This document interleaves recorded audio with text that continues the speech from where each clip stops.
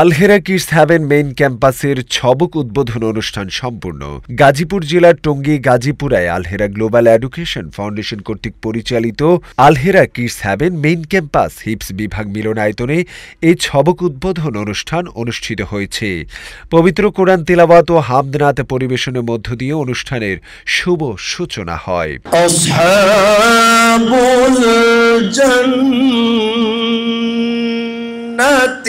هم الفائزون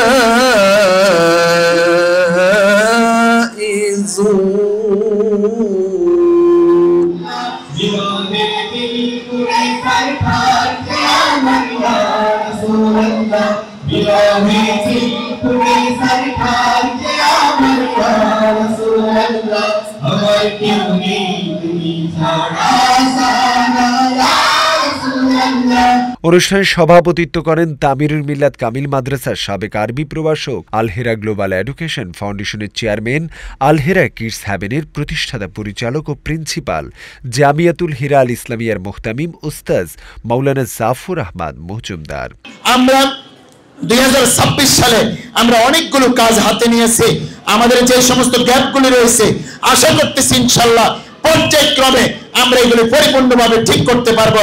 এই বছর আমাদের ক্লাস 2 পর্যন্ত সকল বইগুলো আমাদের নিজস্ব হচ্ছে এবং আমাদের সকল বাচ্চার যে মাসিক রিপোর্ট, ত্রৈমাসিক রিপোর্ট, হিপসের যারা রয়েছে তাদের যে আমরা অ্যাপস এর মাধ্যমে আজকে কতটুকু সবক শিখেছে, কতটুকু তার কয়টা ভুল হয়েছে, আমুকতে কতটুকু শুনিয়েছে, সাত সবক কতটুকু শুনিয়েছে, আমরা আমাদের যিনি আমাদের অ্যাপস এর মাধ্যমে আপনাদেরকে আমরা সে তথ্য করে দেওয়ার আমরা চিন্তা করছি।